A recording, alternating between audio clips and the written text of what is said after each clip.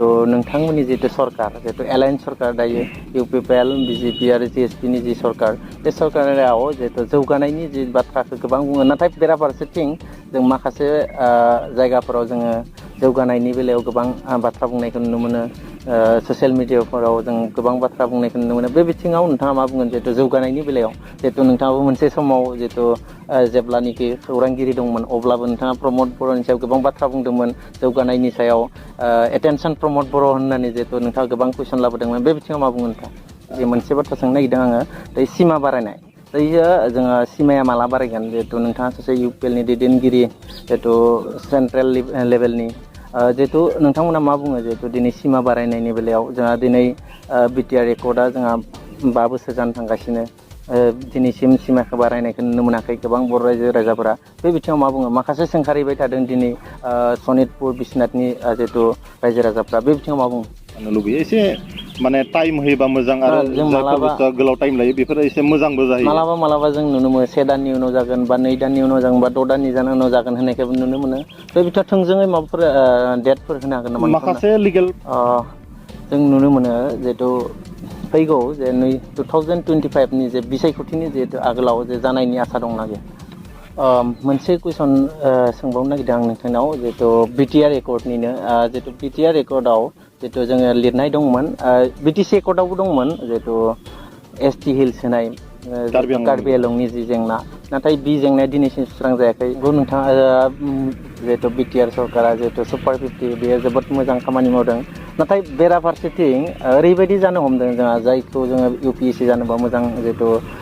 मोजां फरायसा जानांगोन बे बेलायाव जोङो फरायनो थाखाय जिहेतु गुदि जायखिजाया बुङो जोङो एलपि स्कुल बा एमइ स्कुल दङ जोङो एलपि एमइ स्कुलाव दिनै फोरोंगिरिनि गोबां जेंना ओंखारदों एलपि स्कुल बा एमइ स्कुलाव मोजां जुदि फरायसा जानो हाबासो जों गोजौआव थांनो हागोन बे बेलायाव जिहेतु दिनै गोबां फोरोंगिरिनि जेंना ओंखारदों गोबां फरायसालियाव गोबां जेंना ओंखारनायखौ नुनो मोनदों बे बिथिङाव बिटिआर सरकारा मा जिहेतु बाथ्रा स्कुलखौ सिगां लानाय बे समावथ' गैयामोन स्कुलखौ फोसाबदों नाथाय फोरोंगिरिनि जेंना ओंखारनायखौ नुनो मोनदों जों फोरोंगिरिनि दुलाराय गोबां बर' जेंना फरायसा आफादाबो माखासे सरकाराव जोङो जाख'नायनि गोबां अजद जितु सिखांबाय थायो जों मालाबा जों गोबां जायगायाव जों नुनो मोनो ग्रास रुटनिफ्राय बा गुदिनिफ्रायनो गोजौसिम जिहेतु गोबां बाथ्रा ओंखारदों नोंथांमोननि जाख'नाय भिसिडिसि लेभेलनिफ्राय ओंखारो जाख'नायनि बे बेलायाव मा बुङो नोंथांमोना जे जाख'नायनि एभिडेन्सखौ बिथाङा लोगो लोगो माने एभिडेन्सनि बाथ्रा बुङोबा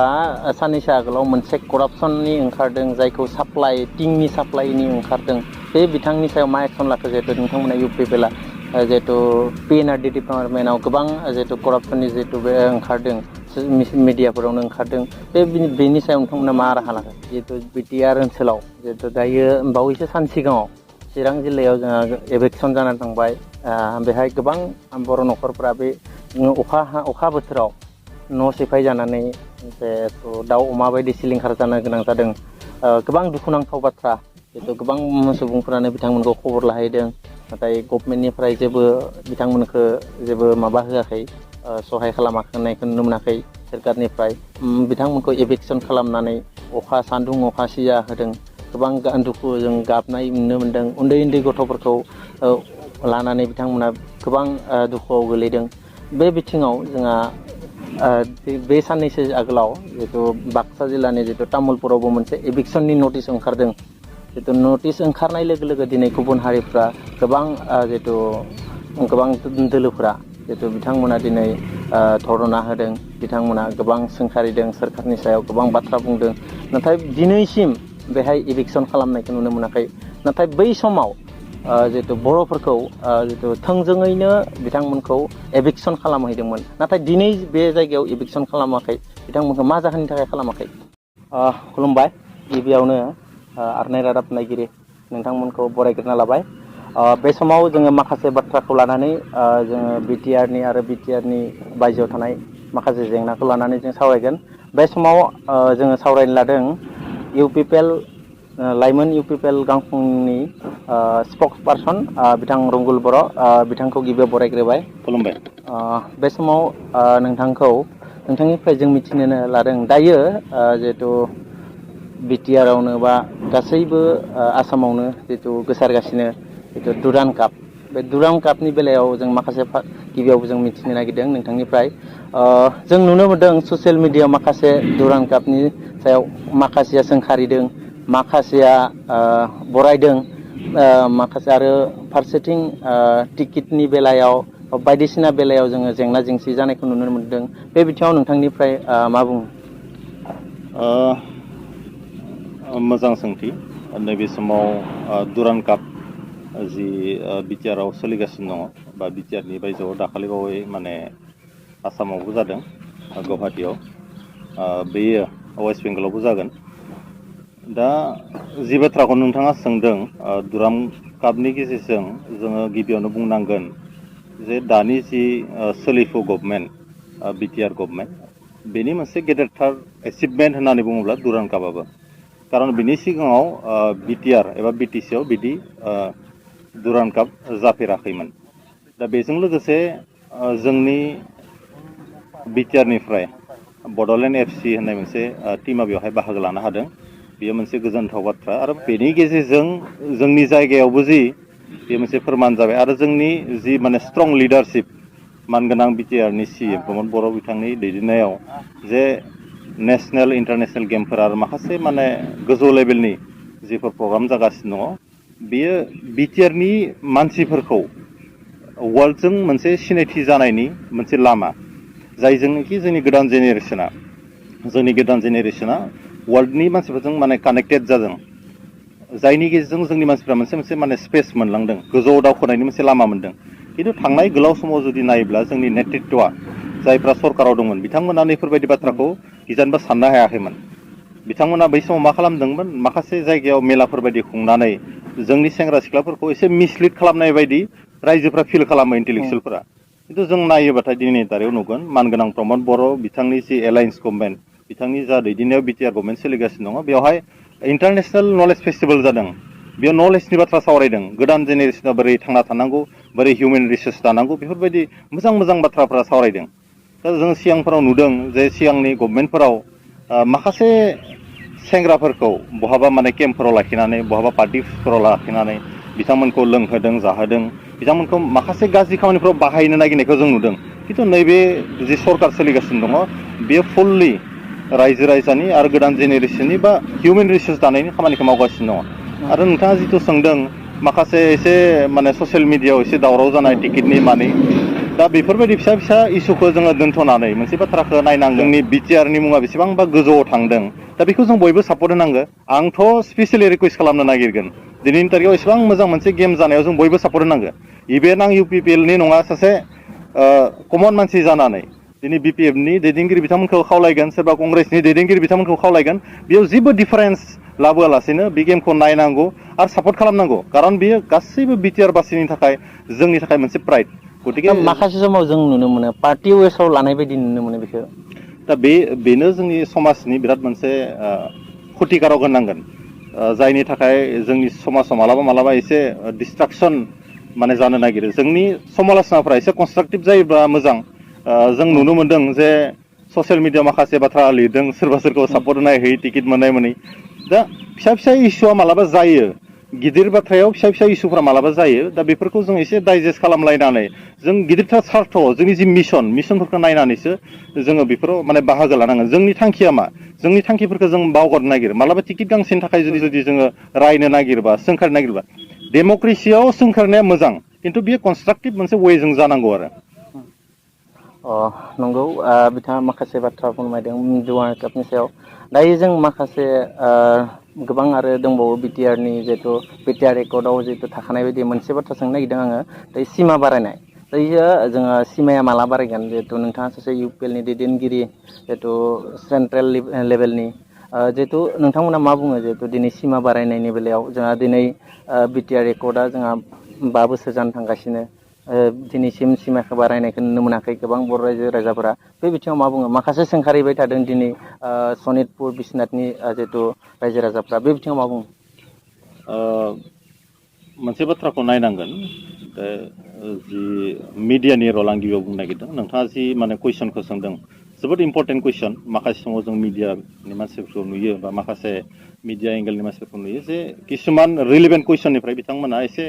माने डाइभार्ट जानो नागिरो। दा नोंथाङा जि माने स्ट्रेट फरवार्ड कुइसनखौ सोंदों जोबोद मोजां। दा सिमा बारायनाया जोंनि एकर्डनि मोनसे स्पिरिट, बेयो जागोन जेरैखि जाया प्रसेसआव सोलिगासिनो दङ। जोंनि जातीयताबादि संगठन बर' माहारिनि सानस्रि दुलाराय बर' फरायसा आफादनि नेतृत्वआव माखासे खामानिया सोलिगासिनो दङ।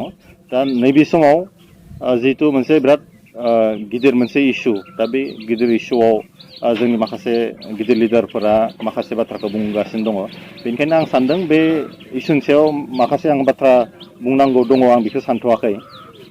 जोङो बयबो फोथायनाय लाखिनांगोन, मोनसे धैर्यखौ लाखिनांगोन। जोङो बर'फोरा मोनसे गोलाव सोमावसारनायनि गेजेरजों मोनसे एकर्ड जादों।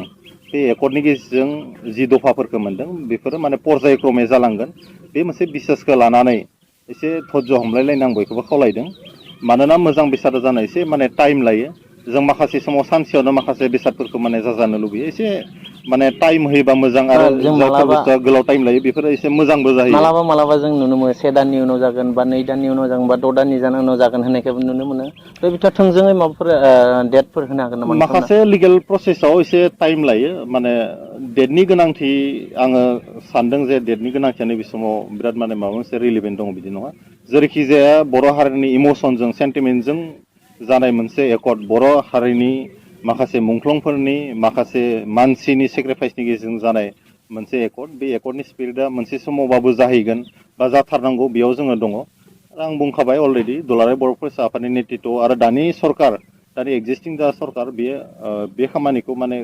खोब माने मोजाङै माने सिंजों सिं मावलांगासिनो दङ। माखासे बाथ्राखौ माने मिडियानि सिगाङाव बुंनायाबो मोजां बाथ्रा नङा। नाथाय जों मोनसे बाथ्राखौनो गोसोआव लाखिनांगोन, जों एसे धैर्य हमलायलायनानै बाथ्राफोरखौ नायनांगोन, गोसोआव हमथानांगोन। जेरैखि जाया मोनसे समाव जाहैगोन। जों नुनो मोनो जिहेथु फैगौ जे 2025नि जे बिसायख'थिनि जिहेतु आगोलाव जे जानायनि आसा दंना गैया? मोनसे बाथ्राखौ नायनांगोन जे मोनफ्रोमबो बाथ्राया माने बिसायख'थिजों एसे लिंक आप खालामनाय बारा मोजां नङा। जे इलेक्सननि सिगाङाव जाद्रायनांगौ बा जाद्रायनाङा बिदि माखासे बाथ्राफोर फैया। मोनसे एकर्ड खालामना फैदों हिसाबै बियो जेरैखि जाया जाथारनांगौ जाथिनि खाथिराव। बियो एसे गोबाव लायोब्लाबो, एसे माने खम समनि गेजेराव जायोब्लाबो, जायोबा मोजां आरो जाथारनांगौ, जों बेयाव दङ। आरो बेनि थाखाय माने खामानि मावगासिनो दं होननानै आं अलरेडि बुंखाबाय। दा जाय खालि जागोन बे खालि बयबो मोनथिगोन। दा बाथ्राया जाबाय, जों माखासे बाथ्राखौ जुदि फोसावनानै लायोब्ला मिडियानि गेजेरजों माखासे जोंनि सुबुंफ्रा मोनथिनो हागौ। बेनि थाखायनो जोङो माखासे बाथ्राखौ दल दामालासिनो सिं सिं माने हमवर्कखौ माने खालामलांनाया मोजां। बेयो बयनिबो थाखाय मोजां। जोंनि माखासे पलिसि, माखासे मेकानिजमफोरखौ जुदि जोंनि सुथुरफ्रा मिथिब्ला जोंहा एसे खामानि मावनाय प्रब्लेम जायो। दा आं बेनिखायनो खावलायगोन बर' रायजो राजा बिथांमोनखौ जे जोंनि लिडारशिपनि सायाव, जोंनि मानगोनां दैदेनगिरि बिथांमोननि सायाव बिसास लाखिनांगोन। आरो बे बिसासनि फिथाइया गोदै आरो मोजां जागोन होननानै जों फोथायनांगोन। मोनसे कुइसन सोंबावनो नागिरदों आं नोंथांनाव, जिहेतु बिटिआर एकर्डनिनो, जिहेतु बिटिआर एकर्डआव जिहेतु जोङो लिरनाय दंमोन, बिटिसि एकर्डआवबो दंमोन जिहेतु एसटि हिल्स होनाय, जिहेतु कार्बि आंलंनि जि जेंना, नाथाय बे जेंनाया दिनैसिम सुस्रां जायाखै। बेनि बेलायाव मा बुंगोन नोंथां? दा बे मोनसे लं पेन्डिं इसु, आरो माखासे कन्ट्रभारसिया जायाखै नङा, जादों। बिटिसि एकर्डआवबो नोंथाङा बुंनाय बायदिनो दङ। दा बिटिसि एकर्डनि समावबो माने गोबां मोनसे फोथायनाय दङमोन। दायो जोङो थेवबो माने जोबनाय फारसेथिं फैदों। जोङो गोसो गोथारै आरो गोब्राबै फोथायनो हायो बेयो माने रिसेन्टलि जागोन। दा बेनि थाखायबो माने खामानिफोरा सोलिगासिनो दङ। दा मोनसे बाथ्राखौ नायनो गोनां जायो जे माने एकर्डनि जि स्पिरिट, बे स्पिरिटआ माने पर्जायक्रमै जालाङो। दिनै जों लुबैबानो दानो जागोन, बिदि माबा माने बिराद माने इनस्टेन्टलि जानाय बाथ्राफोर नङा। माखासे सिटुवेसनखौ नायनो गोनां जायो। बैयाव थानाय हारि माहारिनि बाथ्रा, दा माखासे जाथि जनगस्थिनि बाथ्रा, दा बिथांमोननि माबाफोर इम्पेक्ट गोग्लैगोन नामा, बेयाव माबाफोर कमिउनिकेल क्लेस जागोन नामा, बेफोरबायदि गासैबो बाथ्राखौ एज ए हल नायनानै सिटुवेसनखौ जाहाथे निउट्रेल खालामनानै दावगालांनो हायो। जोंनो माबा मोनसे होनायनि थाखायनो माने एसे गिदिरथार जुदि जाथाय इन्सिडेन्ट जुदि जालांबा बिनि दायित्वखौ सोर लागोन, बेफोरबायदि माखासे बाथ्राफोर फैयो। बेनिखायनो एसे ग्रोबै माने स्टेप बाय स्टेप खामानिफोरखौ मावलांबाय थानाय जायो। बेखौ समनि गेजेरजों जों नुनो मोनगोन, आरो बेखौ जागोन होननानै जों फोथायनाय लानो हायो। नंगौ, बे समाव नोंथाङा गोबां बिटिआरनि एकर्डनि बिखय गोबां बाथ्रा बुंबाय। दायो जोङो फैनोसै जिहेतु नोंथांमोननि जिहेतु सरकार, जिहेतु एलायन्स सरकार, दायो U P P L, BJP आरो जिएसपिनि जि सरकार, बे सरकाराव जिहेतु जौगानायनि जि बाथ्राखौ गोबां बुङो। नाथाय बेराफारसेथिं जों माखासे जायगाफोराव जोङो जौगानायनि बेलायाव गोबां बाथ्रा बुंनायखौ नुनो मोनो। ससियेल मिडियाफोराव जों गोबां बाथ्रा बुंनायखौ नुनो मोनो बे बिथिङाव नोंथाङा मा बुंगोन जिहेतु जौगानायनि बेलायाव जिहेतु नोंथाङाबो मोनसे समाव जिहेतु जेब्लानोखि खौरांगिरि दंमोन अब्लाबो नोंथाङा प्रमद बर'नि सायाव गोबां बाथ्रा बुंदोंमोन जौगानायनि सायाव एटेनसन प्रमद बर' होननानै जिहेतु नोंथाङा गोबां कुइसन लाबोदोंमोन बे बिथिङाव मा बुंगोन नोंथाङा? जोंनि बेयो मोनसे डेम'क्रेटिक राइट आं दहायनो बुंदों जे जोंनि माने क्रिटिसिजमाबो कनस्ट्राक्टिभ वे जानांगौ दायो माने नोंथांमोना नुनो मोनदों दुरान कापनि बेलायाव माखासे माने फट'सफोरखौ भाइरेल खालामनो नागिरो माबा खालामनो नागिरो खिन्थु बेखौ जोङो माने बोरै माने गोजौ लांनांगौ जोंनि मानदण्डनि बाथ्रा भेलु बे भेलुखौ जों मालाबा होनो रोङा दा प्रमद बर' बिथांखौ बै समाव माने समाल'सना खालामदों खालामनायनिबो माने मालाबा समाव माने गोनांथि जायो खामानि मावनो थाखाय उनाव बिथांनि खाथियाव फैनानै बिथांनि लिडारशिपखौ आं नायबाय बिथाङा जोबोद माने गोसो होनानै हिउमेन रिसर्स दानायाव आरो जोंनि माने फिउचार जेनेरेसनखौ मोनसे लेभेलसिम मोनहैनो बिथाङा जेरैबायदि सान हर खामानि मावगासिनो दङ नोंथांमोना सारप्राइज जागोन माने गुबुननि बाथ्राखौ बुंला मानगोनां दानि बिटिआरनि सिएम बिथांनि खामानि मावनायनि स्टाइल बिथांनि जा मिशन आरो भिजना माने गुबुननिख्रुइ माने जथेस्थ' आलादा हाग्रामा महिलारि बिथांनि बाथ्राखौ नायोब्ला प्रमद बर' बिथांजों जुदि जों कम्पेयार खालामनो नायोब्ला माने जथेस्थ' डिफारेन्स दङ हाग्रामा महिलारिनि समाव नोंथांमोना नाय माबायदि माने प्रग्रामफोर जायोमोन दायो मा जादों हाग्रामा महिलारि बै समाव UPSC माने पास जाखांनाय सुबुंफोरनो सोरनोबा एसे एनै माने फाइनेन्सियेल एसिस्टेन्स बिदि होयोमोन नाथाय हाग्रामा महिलारि बिथाङा बै समाव साननो हायाखैमोन जे सिभिल सार्भिसाव थांनो थाखाय सिभिल सार्भेन्ट बानायनो थाखाय बोरै माने प्रसेसजों थांनांगोन बोरै बिथांमोनखौ माने ट्रेनिं होनांगोन बोरै बिथांमोनखौ कचिं होनांगोन बेफोरबायदि बाथ्राखौ बिथाङा साननो रोङाखैमोन दायो नोंथांमोना नायनो हागोन बिटिआरआव गोदान जेनेरेसननि थाखाय जोंनि इडुकेटेड सेंग्रा सिख्लाफोरनि थाखाय जायफ्रा फाइनेन्सियेलि बिराद उइक बिथांमोननि थाखाय मा खालामदों एन्ट्रेन्स लानानै सुपार 50 बायदि मोजां मोनसे मिशन लादों जायनि गेजेरजों जोंनि मानसिफ्रा माने मेडिकेल लाइनाव इन्जिनियारिं लाइनाव दिनै माने माखासे सिट मोननो हादों जायफोरा माने फाइनेन्सियेलि बिराद उइकमोन बिथांमोना मालाबाबो साननो हायामोन जे जों दिल्लीयाव थांनानै कचिं लानो हागोन दिनै सिभिल सार्भिसनि थाखाय दिल्लीयाव माने कचिं होगासिनो दङ गुवाहाटियाव कचिं होगासिनो दङ दा बेफोरबायदि जि माने इनिसियेटिभ बेफोर माने जोबोद बाख्नायथाव दिनै सोरबा फिल खालामा जानो हानाय बेफोरो मा मोनसे समावथ' जोंनि मानसिफ्रा UPSCनि बाथ्राखौनो साननो हायामोन खिन्थु गभर्नमेन्टआनो दिनै इनिसियेटिभ लादों बेसेबांबा गिदिर बाथ्रा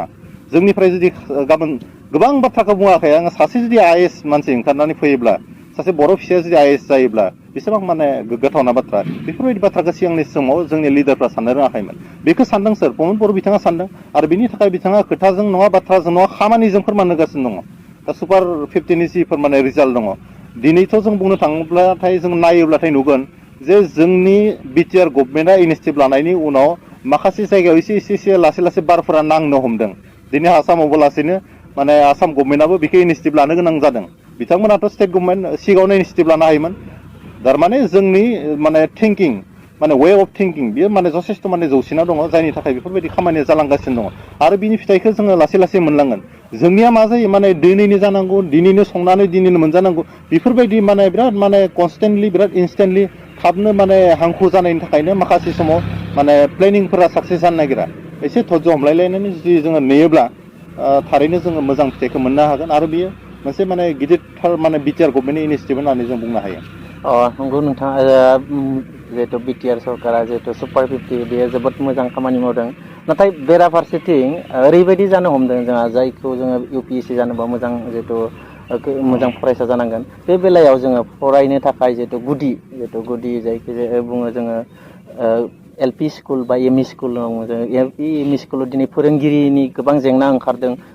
LP स्कुल बा ME स्कुलाव मोजां जुदि फरायसा जानो हाबासो जों गोजौआव थांनो हागोन बे बेलायाव जिहेतु दिनै गोबां फोरोंगिरिनि जेंना ओंखारदों गोबां फरायसालियाव गोबां जेंना ओंखारनायखौ नुनो मोनदों बे बिथिङाव बिटिआर सरकारा मा जिहेतु स्कुल एडप्सननि प्रग्राम लादों माखासे अफिसारफोरखौ माखासे ससियेल वर्कार जायफोर माने लिडार दङ ससियेल एक्टिभिस्ट दङ बिथांमोना स्कुल बिदि माने एडप्सन खालामदों जों नायदों दाखालि बावैसो आङो मैनागुरि होननाय माने क'क्राझाराव मोनसे जायगा नायना फैदों जोंनि सासे दैदेनगिरि बिथाङा गंसे ME स्कुलखौ ओरैबायदि समायना रमायना खालामदों मैनागुरि जि माने ME स्कुल नोंथांमोना थांबाथाय नायनो हागोन ओरैबायदि मोजां समायना रमायना खालामदों बे स्कुलखौ थांनाय 17 बोसोराव गारनानै दोनदोंमोन नाथाय मानसिफोरा प्रमद बर' बिथांनि जि माने दैदेननाय सरकार 2 बोसोरावनो गासैखौबो जाजानो लुबैयो बे मोनसे एसे माने इनजास्टिस जानाय बायदि नाङो आरो मानोना 17 बोसोरजों 2 बोसोरजों मालाबाबो रुजुनो हाया दा हाग्रामा महिलारिनि समाव नोंथांमोना मालाबा बिदि सोंनो हागौमोन नामा जे हाग्रामा महिला नोंथां स्कुला मानो जायाखै होननानै अथ'स' दिनैनि समावथ' सोरबा स्कुलखौ एडप्सन खालामदों आरो माखासे माने लट्स अफ माने स्कुल्स जायफोरखौ दिनैनि तारिखाव माने रिपेयारिं खालामदों गोदान बानायदों जिहेतु बिटिआरनि सिएम मानगोनां बिथाङानो माने इडुकेसन डिपार्टमेन्टआव दङ नोंथांमोना नुगोन माखासे स्कुलफोरखौ अलरेडि माने फोसाबनाय जाबाय जोंनाव जितु इनफ्रास्ट्राक्चार सिगांनि समाव डेभेलप नङामोन माखासे अखा सेरोमोन माखासे फेन गैयामोन खिन्थु दिनैनि तारिखाव पर्यायक्रमे खामानिफोरखौ मावलांगासिनो दङ माखासे स्कुलफोरखौ नायबा नुगोन माखासे मेडिकेलफोरखौ नायबा नुगोन माखासे कानेक्टिभिटिफोरखौ नायबा नुगोन माने खम समनि गेजेरावनो गोबां माने खामानिफोरा जादों स्पेसियेलि आं बुंगोन इडुकेसननि बेलायाव सिभिल सार्भेन्टनिख्रुइ आरो गिदिरसिन माने मा साख्रि दंबावो जेनेबा नायनो थाङोब्ला दा बेखौनो ओरैबायदि माने गभर्नमेन्टआ जर होनानै मावगासिनो दङ दा एल पि स्कुलनि बाथ्राखौ नोंथांमोना आं जिखौ बुंबाय अलरेडि बेफोरबायदि एडप्सन होननाय बाथ्रा स्कुलखौ सिगां लानाय बे समावथ' गैयामोन स्कुलखौ फोसाबदों नाथाय फोरोंगिरिनि जेंना ओंखारनायखौ नुनो मोनदों जों फोरोंगिरिनि दुलाराय गोबां बर' जेंना फरायसा आफादाबो माखासे स्कुल्सफोराव माने फोरोंगिरि बिथांमोनाबो एपइन्ट खालामदों हारिनि बाथ्राखौ साननानै बर' मिडियामखौ फोथांनायनि असिला लानानै गतिके सरकाराबो दुलाराय बर' फरायसा आफादाबो जाय जेरै हागौ नैबे 2-2.5 बोसोर खामानिखौ मावगासिनो दङ जिहेतु दुलाराय बर' फरायसा आफादाथ' बै समनिफ्रायनो माने quality education mission quality education माने गासैखौबो माने फोसावनानै खामानि मावबाय थादों आरो बिनि थाखायनो दिनै बे मोनसे पजिसनाव मोनफैदों दा नोंथांमोना नायनो हागोन जे चिरां डिस्ट्रिक्टफोर बायदिया ओरैबायदि मोनसे लवेस्ट मोनसे पजिसनाव दं मोनसे इडुकेसननि बेलायाव देग्लाय नोंथांमोना मेट्रिकनि हायार सेकेन्डारि रिजाल्टखौ नायनो हायो माने चिरां डिस्ट्रिक्टनि जि इडुकेसननि रेसिय' जोबोद माने गोजौ दावखोनाय दा बेफोरो नायनो थाङोब्ला माने हाग्रामा महिलारि दैदेननाय समाव माने असम्भबमोन दिनैनि तारिखाव बेफोर माने पसिबोल जाबाय जागोन एसे सम नांगोन आरो बिथांमोना माने माखासे बेलायाव समाल'सना खालामदों अपजिसना बे जायाखै नाथाय प्रेक्टिकेल फिल्डआव जुदि जों नायोब्ला खामानिफोरा जादों माखासे थारमाने मानसिफोर थायो जायफोरा माने उन्दुफ्लानानै थायो सारि मोननानैबो उन्दुफ्लाना थानाय मानसिखौ फोजानो एसे दिगदार जायो मालाबा बेखौ रायजो राजाफोरा एसे माने बुजिहोलांदों आरो दिनै टटेलि माने जि नक्सा होननानै बुङो बे माने चेन्ज जालांदों नंगौ नोंथाङा इडुकेसन बा सोलोंथाइनि बेलायाव गोबां बाथ्रा बुंबाय दायो जोङो जितु नोंथांमोननि जितु सरकाराव जोङो जाख'नायनि गोबां अजद जितु सिखांबाय थायो जों मालाबा जों गोबां जायगायाव जों नुनो मोनो ग्रास रुटनिफ्राय बा गुदिनिफ्रायनो गोजौसिम जिहेथु गोबां बाथ्रा ओंखारदों नोंथांमोननि जाख'नाय VCDC लेभेलनिफ्राय ओंखारो जाख्ल'नायनि बे बेलायाव मा बुङो नोंथांमोना जे जाख्ल'नायनि बेनि बेलायाव जोंनि बिटिआरनि सिएम बिथाङा बुंखादों सिगांबो जे सोरनिबा जुदि जाख्ल'नायनि कमप्लेन दङबा बिथांनि खाथियाव होफैनांगौ जुदि प्रपार आरो लिगेल जुदि एभिडेन्स दङब्ला डेफिनेटलि बिनि सायाव एक्सन लानाय जागोन दा माखासे समाव ओरैनो हावायावनो बाथ्राफोरा बारावनो बारबाय थाबाथ' जानाय नङा बेनि थाखाय माने प्रेक्टिकेल एभिडेन्स नांगोन जे करापसना जामारदोंना जामाराखै जुदि जादोंबाथ' बिनि सायाव माने एक्सन लानाय जागोन आरो साफ्रोमबो इन्डिभिजुवेलिटिया एसे आलादा माने साफ्रोमबो मानसिनि साननाय हनाया एसे आलादा सोरबा करापसन खालामो सोरबा माने खालामा गतिके गासैखौबो माने एज ए हल खनसेयावनो कन्ट्रल खालामनाया साफ्रोमबो मानसिनि माने थिंकिंखौ कन्ट्रल खालामनाया एसे मालाबा प्रब्लेम जायो आं बुंनो नागिराखै जे माने एखेबारे करापसन जायाखै होननानै माबा मोनसे लेभेलाव माने एसे एनै बहाबा जुदि जादोंबा बेखौ नोंथांमोना मिडियानि मानसि हिसाबै माने जोंनि मानगोनां बिटिआरनि सिएमनि सिगाङाव नोंथांमोना एभिडेन्स हो बिथाङा लोगो लोगो माने एभिडेन्सनि बाथ्रा एक्सन बुङोबा साननैसो आगोलाव मोनसे करापसननि ओंखारदों जायखौ टिंनि साप्लाइनि ओंखारदों बे बिथांनि सायाव मा एक्सन लाखो जिहेतु नोंथांमोना UPPLआ जिहेतु PNRD डिपार्टमेन्टआव गोबां जिहेतु करापसननि जिहेतु बे ओंखारदों मिडियाफोरावनो ओंखारदों बेनि सायाव नोंथांमोना मा राहा लागोन नोंथाङा जि बाथ्राखौ सोंदों बेनि सायाव आंहा प्रपार इनफरमेसन दासिम आंनियाव गैथ'वा आङो मोनसे बाथ्राखौ खावलायगोन मिडियानि लोगो नोंथांमोनखौ जुदि नोंथांमोननि माबाफोर बिदि एभिडेन्स दङब्ला बिटिआरनि सिएम बिथांनियाव नोंथांमोना हैनो हागोन सिगांनि बायदिथ' नंला जे हाग्रामा महिलारि बिथांखौ गावसोरनि MCLA EMफोरानो गेटआव नेनानै माने सानसे साननै थानो गोनां जायोमोन लोगो हमनो हाया दा नोंथांमोना थांनानै बिटिआरनि सिएम बिथांखौ माने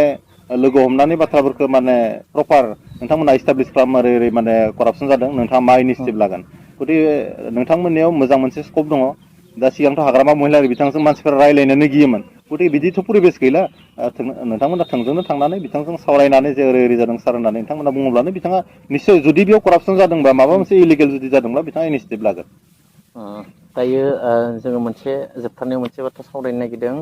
जिहेतु बिटिआर ओनसोलाव जिहेतु दायो बावैसो सान सिगाङाव चिरां जिल्लायाव जोंहा इलेकसन जानानै थांबाय बेहाय गोबां बर' न'खरफोरा बे अखा बोथोराव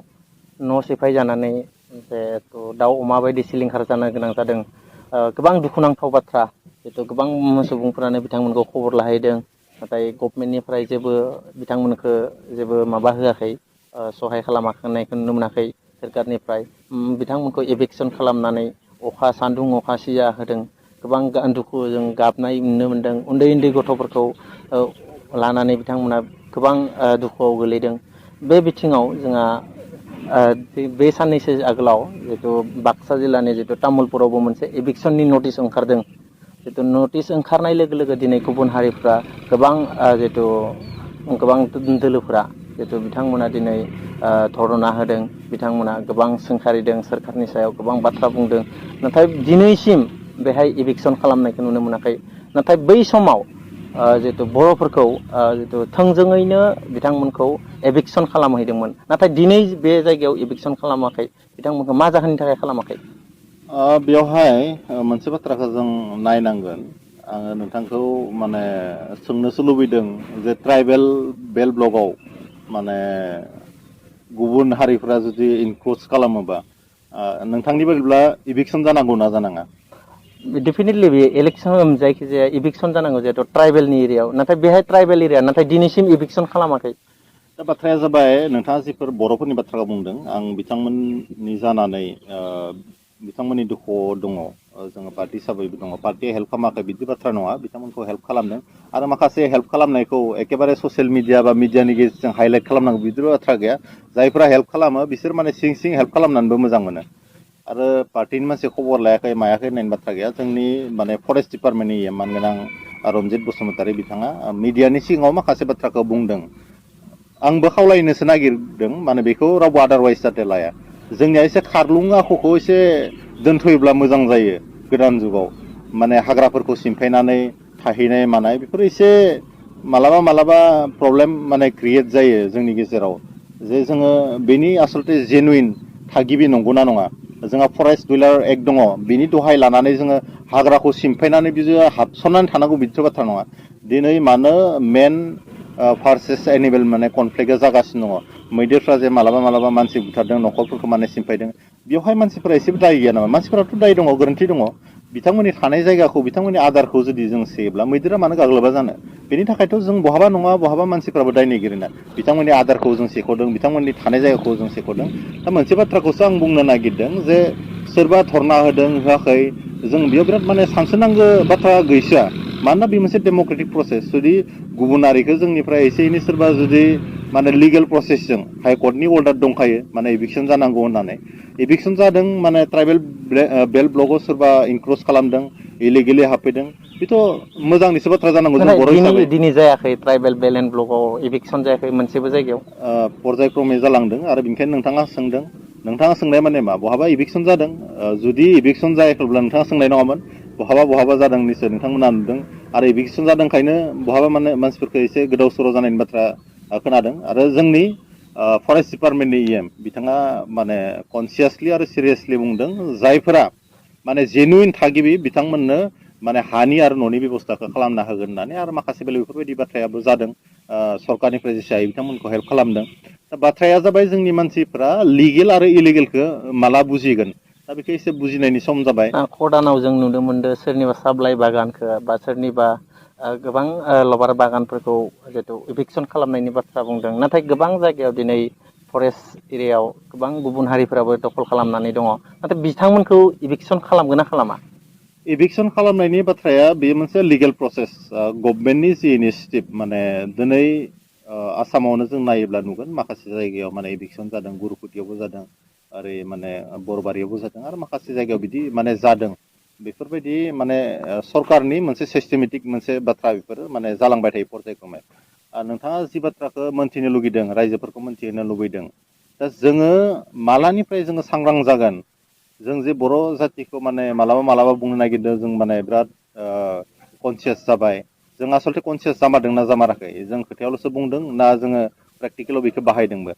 जुदि जोङो थारैनो कनसियास जाबायब्ला जों माखासे बाथ्राखौ इलिगेल माबे राइट माबे रं माबे लिगेल एसेथ' नायनो सोलोंनांसिगौ दिनै मालायनि सायाव 100% डिपेन्डेन्ट जानानै संसारखौ बोरै जानो नागिरखो नङा होमबा जुदि हारिया मोनसे डिसिप्लिन गोनां हारिब्ला जों एसे माखासे बाथ्राखौ सानै हयै एसे बुंनो सोलोंनाय मावनो सोलोंनाय बेफोरखौ एसे खालामनांसिगौ होननानै आं सानो आरो नंगौ बे समाव गोबां बाथ्राखौ लानानै सावरायबाय जोंहा इउ पि पि एलनि लाइमोन इउ पि पि एल गांखंनि स्पक पार्सन बिथां रंगुल बर'जों बे समाव नोंथाङा गावनि बेसेन गोसा समखौ जोंनि आरनाय रादाबनिसिम होनायनि थाखाय नोंथांनिसिम रोजा रोजा साबायखर थाबाय थेंक इउ